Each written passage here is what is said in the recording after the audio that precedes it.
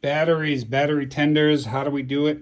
What works best? So you can go down to Harbor Freight and pick yourself up one of these. This battery's been out of a car for a while. What it does is just runs a slow trickle in. Same with this one. I found that even, so this is a tiny one. I have a 1.5 amp. That sits on it year round. So I got another vehicle parked down in the barn that sits on one of these 1.5 amp chargers. But over here on the Capri, just because I got so much power and sound system, I keep this on 24/7. So it's a pretty decent sized device, but it keeps the battery charged full.